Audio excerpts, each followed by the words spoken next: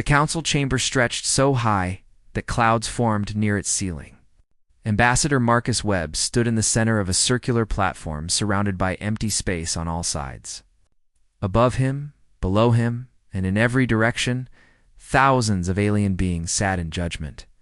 Their forms varied beyond human comprehension. Some were made of light, others dripped with toxic fluids. A few existed in multiple dimensions at once, their true shapes impossible to perceive.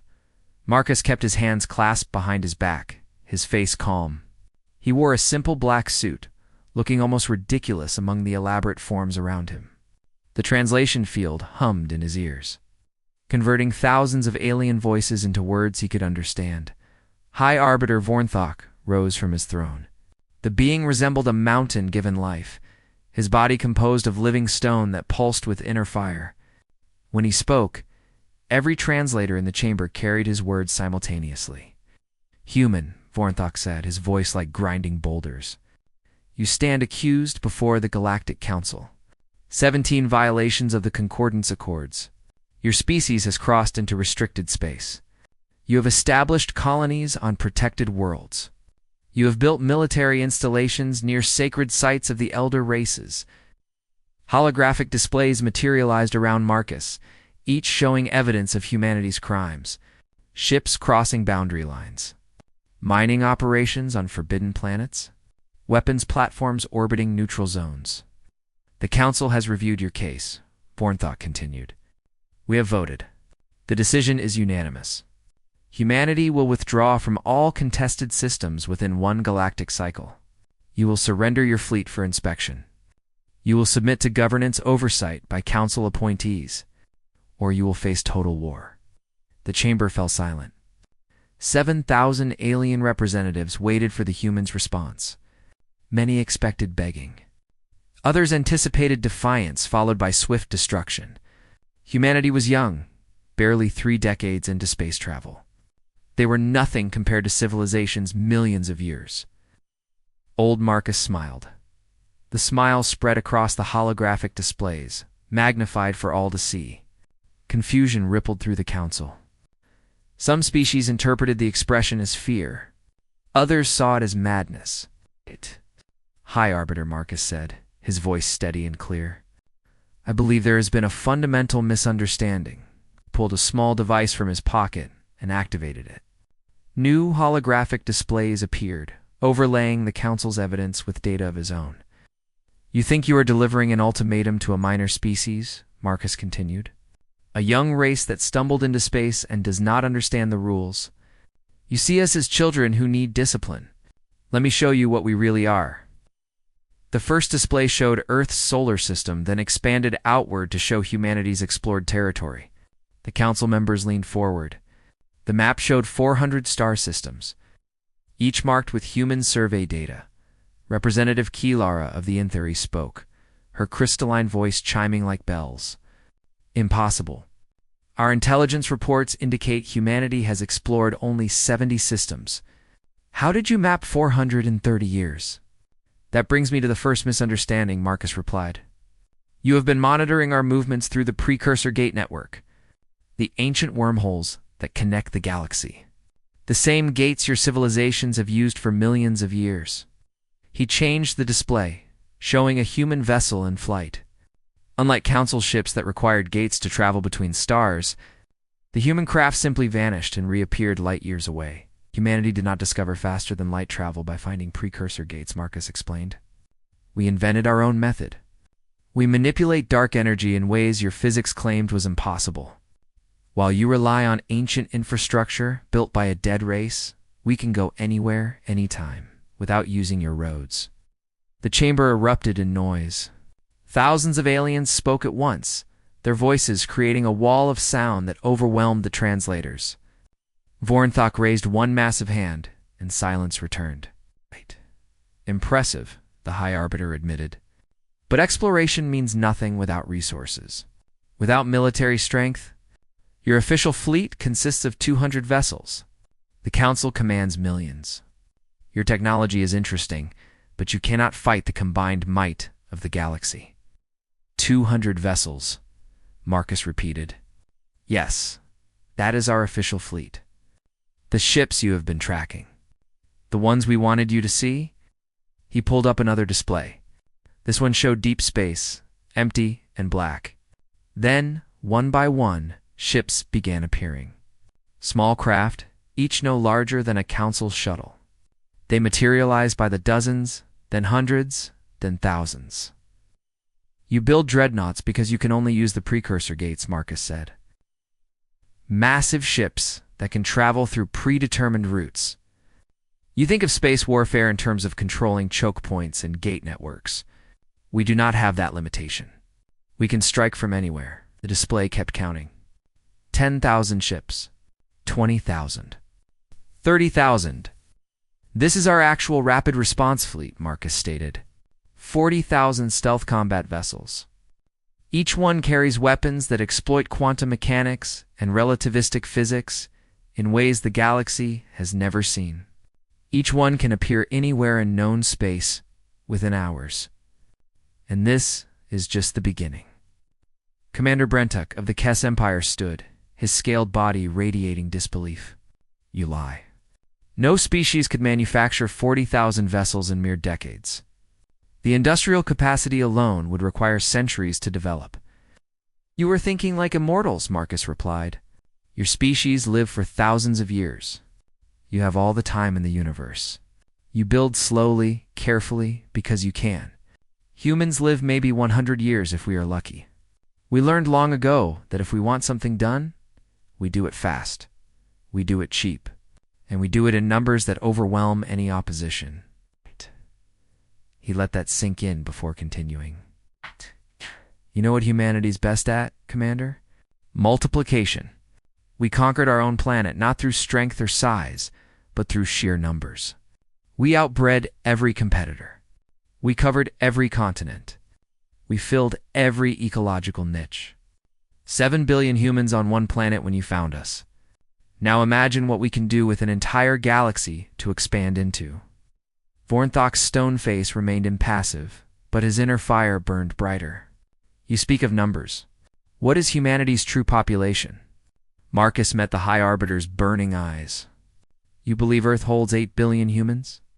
That was true 30 years ago. Today, Earth has 47 billion. Our off-world colonies, hidden in systems you have never surveyed, contain another 120 billion. We have been very busy, High Arbiter. The chamber exploded into chaos. 3 council species immediately transmitted emergency motions to withdraw their support for war. Others demanded verification. Still others began calculating what fighting 167 billion humans would actually cost. Phew. Just declared war on a species that conquered its own. Homeworld through relentless multiplication, Marcus said, his voice cutting through the noise. What do you think we will do to you?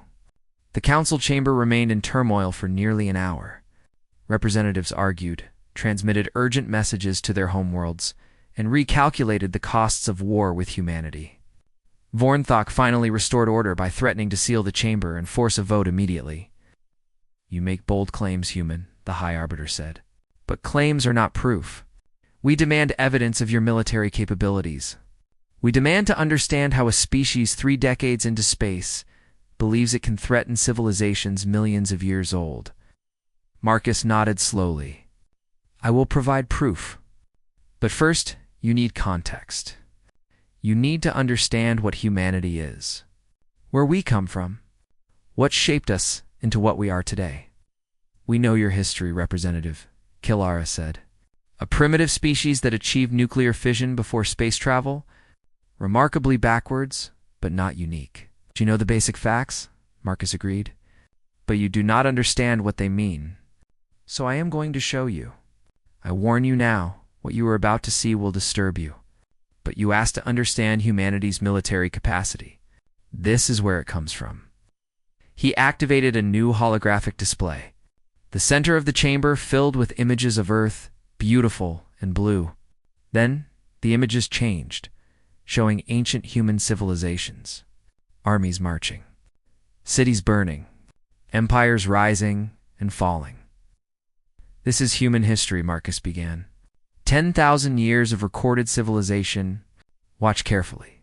Holograms showed war after war, swords and spears, arrows and siege engines, cannons and muskets, tanks and aircraft, nuclear explosions that turned cities to ash. Marcus let the images play for 5 minutes without commentary. The council watched in growing horror. The sheer scale of violence was beyond their comprehension.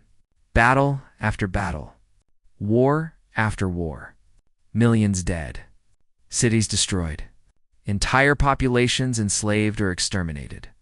Finally, Representative Kilara spoke, her voice shaking. "Stop. Please stop. I have seen enough. You showed us 5,000 years of warfare. Surely there were periods of peace between these conflicts." "I showed you the highlights," Marcus replied calmly. "The major wars, the ones that changed history. Human civilization spans 10,000 years. We have been at peace for perhaps 300 of those years total, and never globally.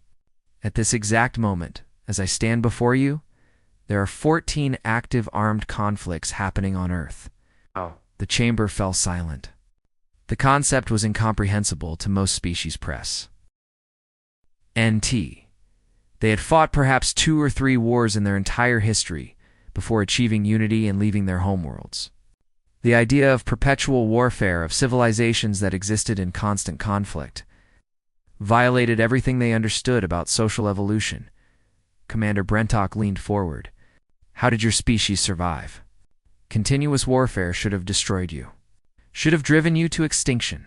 "We did not just survive," Marcus said. "We thrived. Every war taught us lessons. Every conflict drove innovation. You see warfare as an aberration, a failure of civilization. We see it as a crucible, the forge that made us strong." He changed the holographic display to show 2 vast armies facing each other across a continent. "This is what we call World War I. 60 million humans mobilized. 40 million casualties. We developed chemical weapons, mechanized warfare, and strategic bombing. The war lasted for years. Not after such devastation. Surely you achieved peace?" Kilara asked hopefully. 20 years later, we did it again," Marcus replied. "World War II. 120 million humans mobilized. 85 million dead. We developed radar, jet engines, ballistic missiles, and nuclear weapons. We firebombed cities. We fought in every ocean and on every continent. We pushed the boundaries of what warfare could be. We showed them images of mushroom clouds rising over cities. We built weapons capable of destroying our entire species, and we used them, twice. On civilian populations." The council representatives recoiled. Several species began broadcasting requests to end the presentation, but Vornthok silenced them. "Continue," the High Arbiter commanded. "We ask to understand humanity. We will see this through." Marcus nodded. "After we developed nuclear weapons, something interesting happened. We realized we could destroy ourselves. So we stopped fighting total wars. Instead, we fought proxy wars, limited conflicts. We developed new weapons, biological agents, cyber warfare, drone strikes, precision missiles. We never stopped fighting. We just got more creative about it."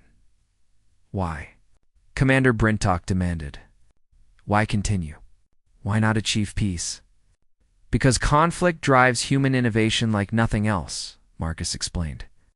"Every major technological advancement in human history came from military research. Computers, internet, satellites, medical advances, material science. We do not fight because we are stupid. We fight because we are adaptable, because we are creative, because we compete." He pulled up another display, showing a timeline of technological development. The council species achieved faster than light travel over the course of thousands of years. Slow, steady progress. You discovered the precursor gates and learned to use them. It took you millennia because you had time. You had peace. You had stability and humanity? Vornthok asked. "We cracked our own FTL method in 30 years, Marcus said. Not because we are smarter than you, but because we were desperate, because we had something you have never had, Competition. Every human nation, every corporation, every research team was racing to be first. We threw resources at the problem like we were fighting a war, because to us, it was a war. A war for the future of our species. He let that sink in before continuing. You have had the same enemy for millions of years. Entropy, scarcity, the heat death of the universe. Slow, patient problems that you solve with slow, patient solutions. Humans, our enemies, have always been each other. Fast, adaptive, creative. Every human nation developed weapons specifically to counter what their neighbors invented. We have been in an arms race with ourselves for our entire existence. And this is your strength? Kilara asked. This endless cycle of violence? This is our nature, Marcus corrected. You asked why we built 40,000 stealth vessels in 3 decades. Because we have spent 10,000 years perfecting industrial warfare? We know how to mobilize populations. We know how to convert entire economies to military production. We have done it dozens of times in our history. The only difference now is scale. We changed the display one final time, showing current human space. Military installations, shipyards, training facilities. You are not facing a peaceful species that stumbled into one conflict. You are facing a species that has never known true peace. A species that treats warfare as a science, that studies it, refines it, perfects it. You declared war on Earth, thinking you faced children playing with weapons they did not understand. Marcus's expression hardened. You are facing the deadliest species in the galaxy, and we are very, very good at what we do. The council deliberated for 3 days. Representatives argued endlessly about humanity's claims. Some believed Marcus was bluffing. Others feared he was telling the truth. Finally, Commander Brentok proposed a solution. Words mean nothing, the KES commander declared. The human shows us images and numbers. But images can be fabricated. Numbers can be exaggerated. I propose a test, a military demonstration. Let humanity prove its capabilities in actual combat. Thought considered this. What do you propose? War games, Brentok said. My fleet against a human force of equal size. Simulated combat. Non-lethal marker weapons. We will see if these claims of tactical superiority have any merit. Marcus agreed immediately. Name the time and place. The location was chosen quickly. The Vorash Nebula. A vast cloud of gas and dust that limited sensor range and communications. Perfect for testing real combat capabilities. The terms were set. 50 KES capital ships against an equivalent human force. The council would observe remotely. For other council species volunteered to join the war games. Eager to see humanity humbled, the combined fleet numbered 50 massive dreadnoughts, representing the standard battle formations that had dominated galactic warfare for millions of years. They arrived at the Vorash Nebula, ready to demonstrate why the council ruled the galaxy. Commander Brentok stood on the bridge of his flagship, the Razor of Justice. Around him, holographic displays showed the positions of all 50 allied vessels. They had formed a traditional battle wall, each ship supporting the others, creating overlapping fields of fire that made them nearly invincible. Where are the humans? His tactical officer asked. Probably still assembling their fleet, Brentok said dismissively. These demonstrations require capital ships.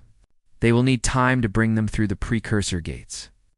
Then a single vessel appeared on their sensors. A small diplomatic shuttle, barely larger than a life pod. It transmitted human identification codes. Brentok laughed. Is this a joke? One shuttle against 50 warships? Marcus Webb's voice came through the communication channel. Not a joke, Commander. An education? Are your forces ready? We are ready to end this farce, Brentok replied. Surrender now, and save yourself the embarrassment. I will give you one chance to withdraw, Marcus said calmly. No shame in it. You cannot win this fight. Brentok's laughter echoed across the command deck. Human arrogance knows no bounds. Begin the exercise. Marcus spoke a single word. Execute. The Vorash Nebula exploded with activity. Thousands of contacts appeared on KES sensors simultaneously. Small craft, each no larger than a fighter, emerging from hiding places throughout the combat zone. They had been there for weeks, waiting silently, undetected despite the Council's best scanning technology. Brentock's laughter died. How many ships? 8,000 contacts, the tactical officer reported, her voice shaking. Correction, still counting. 12,000. 15,000. They are everywhere. The human swarm did not attack like any military force the Council had ever encountered. There was no formation, no flagship, no obvious command structure. Each vessel moved independently, yet they flowed together like a single organism. They used the nebula itself as a weapon. Small craft triggered gas pockets, creating clouds that blinded sensors. They used gravitational eddies from nearby asteroids to slingshot around capital ships at impossible angles. They appeared, fired marker rounds, and vanished back into the clouds before return fire could track them. Target the closest groups, Brentock ordered. Concentrated fire, its gunners tried. They fired at where the human craft had been seconds ago. But the humans were already gone, moving in patterns that seemed random but never were. Every time the Kess forces predicted a movement, humans did something different. 3 minutes into the battle, the first Kess ship was marked as destroyed. Then another. Then 5 more. They're not communicating, the communications officer reported in disbelief. No radio signals. No quantum entanglement. No detectable coordination method. How are they working together? Brentek had no answer. The human vessels moved like a school of fish, each one aware of all the others without speaking. They adapted to battlefield conditions in real time, learning from each engagement, adjusting tactics faster than the Council forces could respond. The Kess tried everything. They formed defensive spheres. The humans found gaps. They created interlocking fields of fire. The humans avoided them entirely. They attempted to jam sensors. The humans switched to visual targeting. 12 minutes into the battle, 25 Council ships were marked as destroyed. The humans had taken no losses. They were simply too fast, too unpredictable, too coordinated.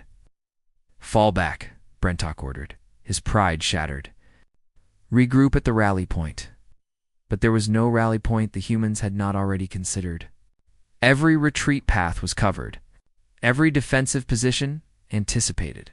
The remaining Council ships found themselves herded like cattle, pushed into smaller and smaller areas of space.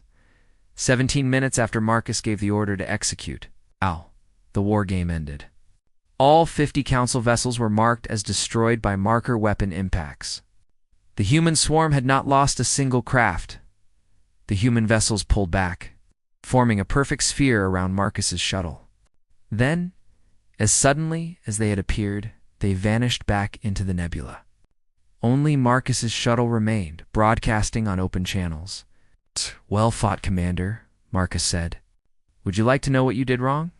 Brentock wanted to refuse, wanted to claim the exercise was invalid, but he was a warrior, and warriors learned from defeat. Tell me. Fought like you always fight, Marcus explained. Rigid formations. Predetermined tactics. You rely on size and firepower because it has always worked. But you have never faced an enemy like humanity. We do not fight fair. We do not fight predictably. We fight to win, coordination, Brentock said. How did you achieve it without communications? Humanity is a social species, Marcus replied. We evolved as pack hunters. We learned to coordinate without speaking, to predict each other's actions through pure intuition. Every pilot in that swarm understood the battle plan, not because they were told, but because they all thought alike.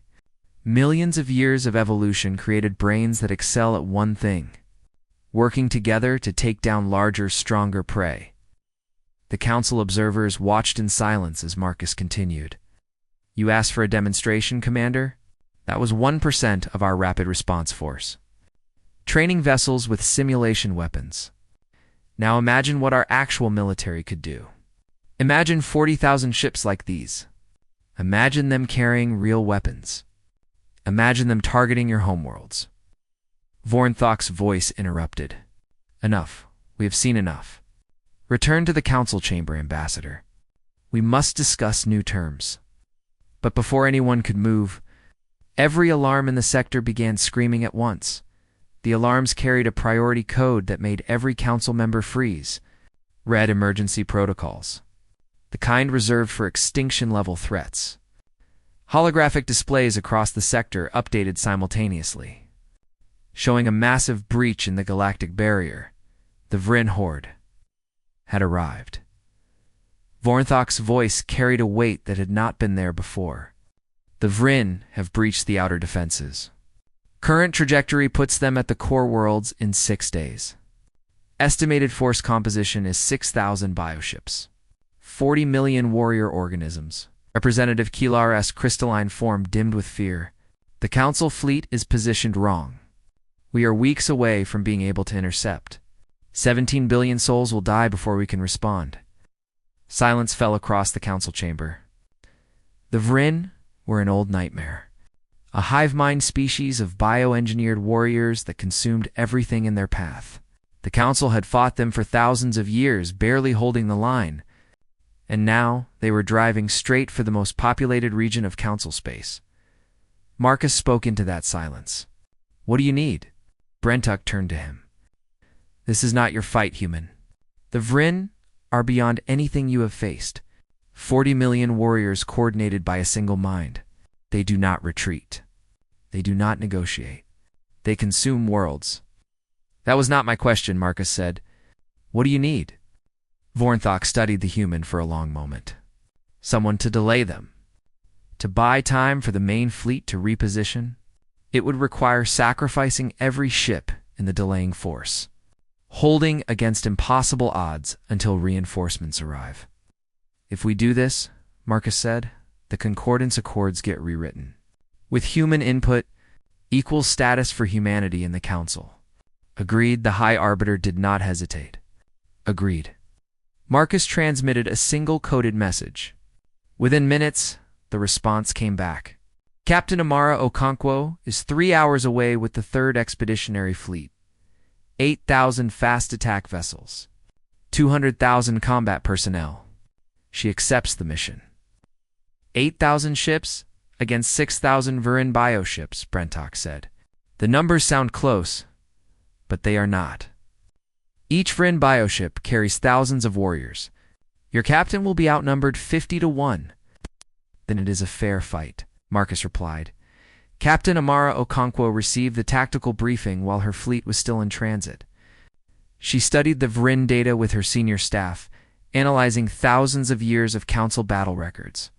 The picture that emerged was not encouraging. The Vryn fought with overwhelming numerical superiority. They swarmed enemy vessels, tearing them apart with biological weapons in sheer numbers. They adapted quickly to any tactic used against them more than once. They never stopped, never slowed, never showed mercy. The Council expects us to die here, her tactical officer said quietly. They expect us to throw our lives away buying them time. Amara shook her head. The Council expects us to fight like they fight. Stand in formation. Trade shots until we are overwhelmed. But we are not the Council. She pulled up the tactical data again, studying it with fresh eyes. The Vryn had won every major engagement for thousands of years. They had refined their strategy to perfection. Overwhelming force applied without hesitation. They are predictable, Amara said suddenly. They have never needed to adapt because their strategy always works. They are not warriors. They are locusts. And I know how to deal with locusts. She laid out her plan. Her officers stared at her in disbelief, then slowly began to smile. The Vryn horde detected the human fleet 6 hours before contact. They analyzed the force composition with their collective intelligence. 8,000 small vessels. Minimal armor. Limited weaponry. The horde adjusted its formation slightly to ensure optimal consumption. Patterns and continued forward. Amara watched them come. Deploy the drones. The human fleet began seeding the Vryn approach vector with thousands of small autonomous units. Not weapons. Manufacturing pods. Each one began harvesting material from nearby asteroids and assembling. Specific chemical compounds, the Vrin sensors detected the drones, but dismissed them as irrelevant. No explosives. No weapons signatures. They continued forward. 3 hours to contact, the tactical officer reported. Drones are producing at optimal rates. Compound saturation will reach critical levels in 2 hours. Amara nodded.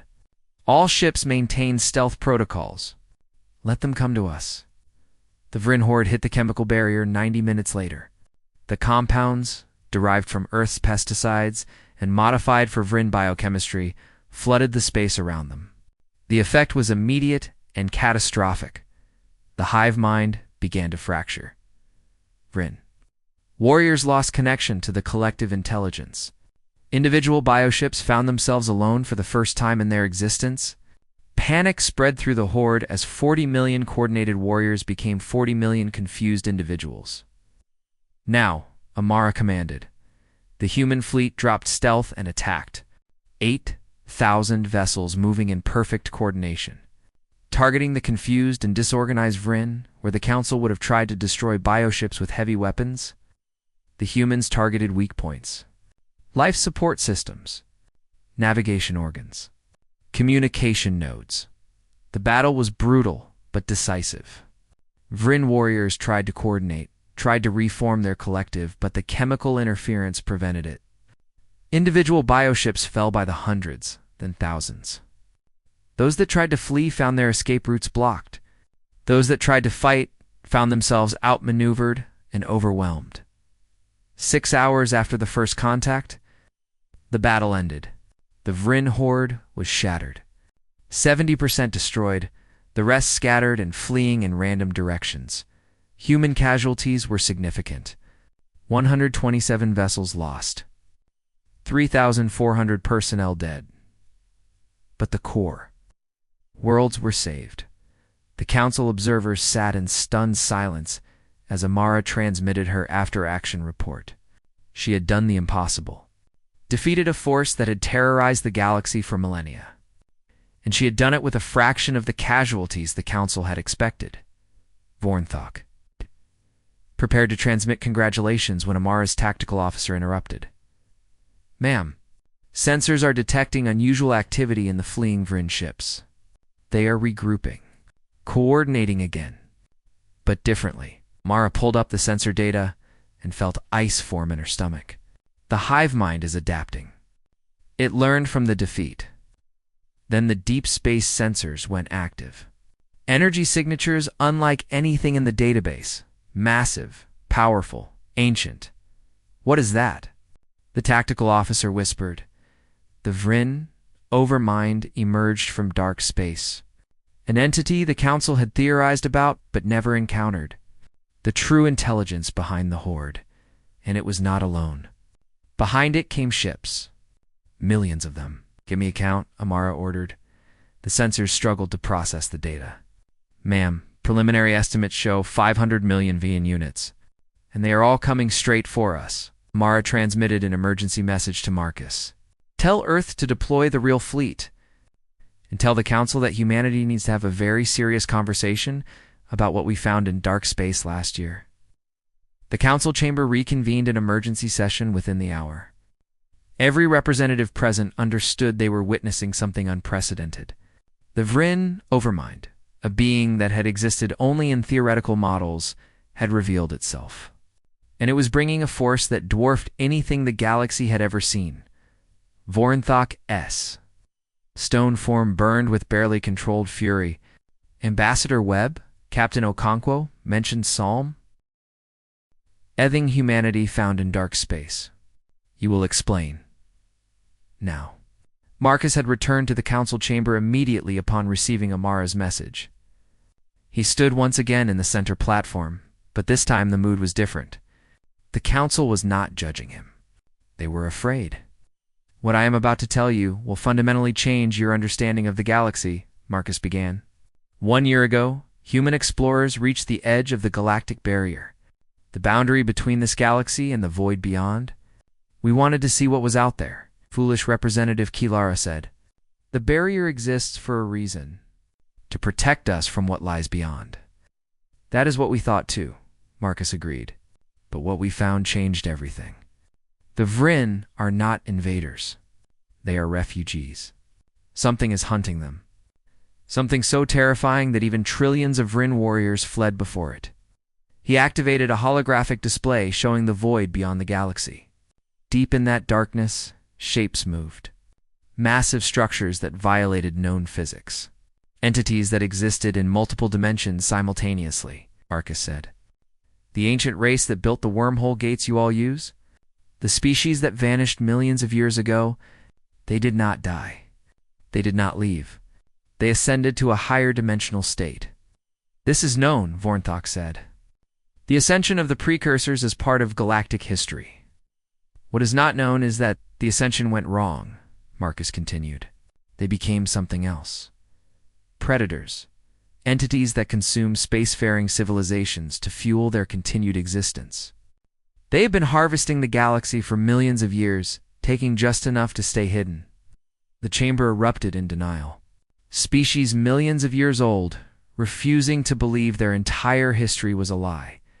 But Marcus continued speaking, his voice cutting through the noise. Think about it. How many civilizations reach the stars and then vanish without explanation? How many species achieve greatness and then decline for no apparent reason? The precursors have been feeding on you for eons, careful predators managing their prey population. Why reveal themselves now? Brentok demanded. Because of us, Marcus said simply. Humanity does not use the precursor gates. Our faster-than-light drives generate a completely different signature. One the precursors did not create. One they cannot control. We are chaos in their ordered garden, and they have noticed. Representative Kilara's voice shook. Then we must stop you. Destroy your technology before you doom us all. Too late, Marcus replied. The precursors are already coming. The Vryn know it. That is why the Overmind revealed itself. It is not attacking us. It is running to us. Looking for protection, as if summoned by his words, a transmission reached the council chamber. The Vryn Overmind, speaking for the first time in recorded galactic history, sent a message that every translator struggled to process. The message was simple. Surrender, alliance, protection. The Vryn offered everything. Their technology, their warriors, their complete loyalty. In exchange for one thing, safety from the precursors. Why would the Overmind trust humanity? Vornthok asked. We have fought the Vryn for thousands of years. You defeated them in one battle. Why come to you? Because we are the only species young enough, crazy enough, and stubborn enough to look at godlike beings from higher dimensions and think we can fight them, Marcus said. The precursors have been apex predators for millions of years. They have forgotten what it is like to face prey that fights back. But humans? We have been underdogs our entire existence. We have spent 10,000 years perfecting one skill, killing things bigger and stronger than we are. He pulled up new data. Images of human activity over the past year. While the council was watching our official colonies, we were building something else. Settlements in dark space, beyond the galactic barrier, places the precursors cannot easily reach. The images showed massive construction, habitats capable of holding trillions, manufacturing centers, agricultural stations, weapons platforms unlike anything the Council had ever seen. We have been preparing for this, Marcus said. Not for war with the Council, for war with the precursors. We knew they would notice us eventually. We knew they would come. So we built an ark.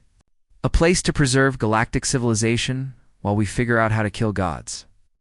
Vornthok stood, his massive form radiating disbelief. You expect the Council to abandon our worlds? Our history? Everything we have built over millions of years? To flee into the void based on human paranoia? I expect you to survive, Marcus replied. The precursors are coming whether you believe it or not. You can stay here and die, or you can come with us and live. The choice is yours. For 3 days, the Council debated. Arguments raged across thousands of worlds. Some species refused to believe. Others prepared for the worst. Slowly, inevitably, the reality became clear. The evidence was overwhelming. The precursors were returning. The evacuation began 6 months later. A controlled exodus of staggering scale. Billions of beings from hundreds of species abandoning the galactic core sector by sector. The Vrin joined them, their vast numbers now an asset rather than a threat. Human colony ships led the way, guiding refugees to the dark space settlements behind them. They left traps, weapons, and a message broadcast on every frequency, in every language. Using technology the precursors had never encountered, they wanted to know what we are. You wanted to study the chaos we brought to your ordered galaxy. Here's your answer. We are humanity. We are survivors. We are warriors. We are the species that looks at extinction and chooses to fight. You have been apex predators for eons. You forgot what it means to face prey that bites back. Come and find us. We will be waiting. Marcus Webb stood with High Arbiter Vornthok on a human colony station at the edge of dark space. Behind them, millions of refugees continued arriving. Before them, the galactic barrier glowed with strange energy as the precursors began their harvest of the abandoned sectors. What have we done? Vornthok asked quietly. Bought ourselves time, Marcus replied. Sent a message. The age of the precursors is ending. The age of humanity, and anyone brave enough to stand with us, is beginning. The barrier flared brighter. Precursor entities were emerging, expecting easy prey. Instead, they found human war fleets waiting in the dark. Thousands of vessels, armed with weapons designed specifically to exploit weaknesses in higher dimensional beings. Technology born from 10,000 years of finding ways to kill the unkillable. Marcus smiled, cold and dangerous. They asked if humanity was ready for war with the galaxy. Turns out, the galaxy needs us ready for war with something much worse. Good luck surviving the deadliest species. The precursors are going to need it. D's of independent corporate entities with their own space capabilities. We have thousands of distinct cultural groups. We do not have a single world government. We never did. Marcus watched the information sink in. He could see the confusion spreading through the chamber like a wave. These species had built their entire understanding of civilization on certain assumptions. Humanity was breaking all of them. General Kane spoke next. His military bearing somehow more pronounced despite floating in a gravity field. Do you want to know why we expanded so fast? Why we built colonies on 47 worlds in just 2 centuries? It is not because we are aggressive. It is because every single faction on Earth wanted their own piece of space. We are not one civilization going to the stars. We are hundreds of civilizations, and every one of them wants to explore. Engineer Rachel Yoon pulled up data on a portable holographic display that materialized in front of her. Do you know how many colony ships are currently under construction in our home system? 18,000. Do you know how many applications we have denied because we are trying to be responsible? Over 4 million. We have been holding ourselves back to make you comfortable. The word holding back seemed to hit the chamber like a physical force. Several species began accessing their own databases, frantically checking human production capabilities. Marcus continued. You see, when I said I am actually annoyed, I meant something very specific. We have been patient. We have been polite. We have pretended to be something we are not. A unified, slow-moving, careful civilization that thinks in terms of centuries and millennia. He paused, making eye contact with as many beings as the gravity field allowed. But that is not what we are. We are persistence predators from a death world. We evolved by chasing prey for days without stopping. We survived ice ages and asteroid impacts. We thrived in every environment on our planet, from frozen tundra to burning deserts. And when we ran out of frontiers on Earth, we looked up and decided the entire galaxy was our frontier. High Chancellor Vorn's energy matrix flickered rapidly, processing this information. You are mammals. Your lifespans are barely a century. How can you possibly sustain long-term planning with such short lives? Olivia laughed, and the sound was not entirely pleasant.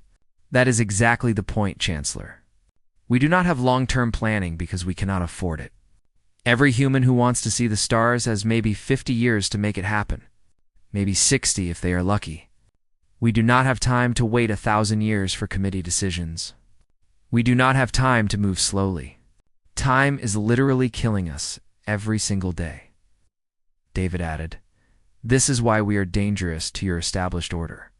Not because we are aggressive or warlike, but because we operate on a completely different time scale. What you consider rushed and reckless is, for us, normal life. What you consider patient planning is, for us, the death of dreams." On the holographic displays that ringed the chamber, something new appeared. Ships. Hundreds of human vessels, dropping out of faster-than-light travel at the edges of council space. They were not warships, at least not according to standard military configurations. But they were massive. Colony barges, construction platforms, mining vessels. Science ships, and they were not stopping. They were moving forward, slowly but steadily, toward council territory. War Master Thorn's tactical displays lit up with alarm. "What is the meaning of this? We have not authorized these fleet movements." Rachel checked her data. "The conglomerate of independent Earth corporations authorized it. The African Alliance authorized it. The Pacific Federation authorized it. The European Assembly authorized it. 12 other political entities authorized it. They do not answer to the Galactic Council Chancellor. They barely answer to each other. And they definitely do not answer to us." Marcus saw the understanding dawn on faces, carapaces, energy matrices, and stranger forms across the chamber. "You wanted to stop humanity's expansion. You wanted to cage us. But you cannot cage us because we are not a unified entity you can negotiate with. You are not dealing with one government making calculated decisions. You are dealing with billions of independent people who all want the same thing, and have been told no for 200 years. Serpentine alien scales had turned a pale gray that the translation field rendered as fear. "How many ships can your species field?" Rachel consulted her datapad with casual efficiency that was somehow terrifying. "Currently built and ready? About 80,000 vessels of various sizes. Under construction right now? Maybe 500,000. On design boards? And waiting for approval? Last count was around 3 million. But that number increases every day because humans love designing things." The chamber went silent. 3 million ships. The entire council fleet numbered in the tens of thousands. General Kane's voice cut through the shocked silence. "And every single one of those ships will be crewed by people who have dreamed of space their entire lives. You are not looking at a military force you can defeat in battle. You are looking at a migration.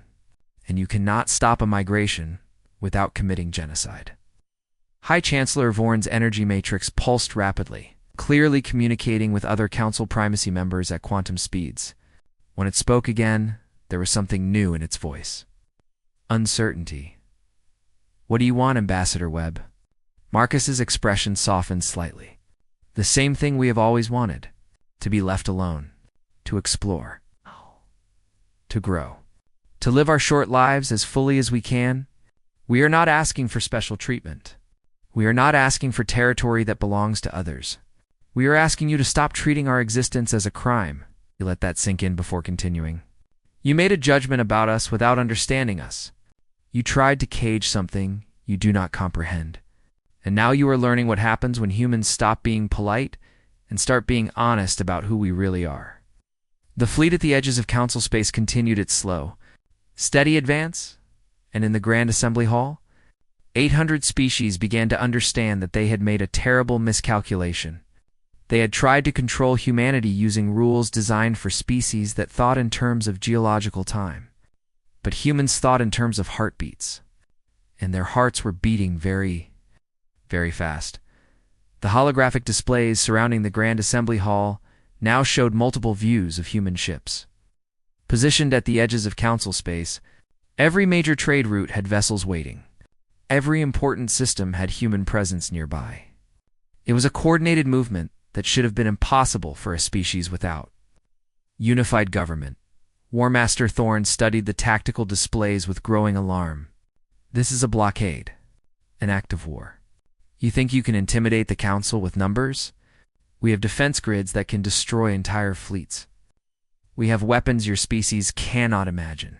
Engineer Rachel Yoon smiled, and there was something predatory in it. Actually, we can imagine them quite well. Your primary defense grid around the Council homeworld uses a hexagonal pattern with emitters spaced exactly 3,000 kilometers apart. The shields operate on rotating frequencies between 14.7 and 14.9 terahertz. Your fleet positioning follows the Keldaran defensive sphere doctrine, which is excellent against conventional assault. She paused, letting the implications sink in. It also has 3 critical weaknesses that any second-year student at our military academies could identify. The chamber exploded with outrage. That information was classified at the highest possible levels. The defense specifications for the Council homeworld were protected by quantum encryption, psionic barriers, and physical isolation. High Chancellor Vorn's energy matrix flashed through several colors in rapid succession. How did you obtain that information? That is impossible. Dr. Olivia Grant's voice was patient, almost professorial. We did not hack your systems, though we certainly could have. We did not steal your data, though that would have been easier. We simply watched. For 200 years, we watched and listened and learned. Humans are very good at pattern recognition. It is a survival trait. Marcus Webb took over the explanation. Every defense has a pattern. Every system has predictable behavior. Every species has habits. On Earth, we evolved to spot those patterns faster than almost any other creature. We had to. Missing a pattern meant death. So we learned to see what others miss. We learned to understand systems by observation alone, David Okonkwo added quietly. You treated us like primitive newcomers who could not possibly understand your superior technology. So we smiled and nodded and pretended to be impressed. And while we did that, we learned everything. We know your trade routes. We know your communication protocols. We know where your resources come from and where they go. We know you better than you know yourselves. The serpentine alien's scales had turned a deep purple that the translation field rendered as profound fear. This is espionage. This is preparation for invasion. No, General Kane corrected firmly. This is called doing your homework before a negotiation. We are not here to invade anyone. We are here to make you understand that you cannot control us. There is a difference. The vine being's crystalline leaves rattled with agitation. Even with our defense specifications, you could not penetrate council space. We have the Void Dancers. We have the Krell War Legions. We have weapons from civilizations that existed when your sun was.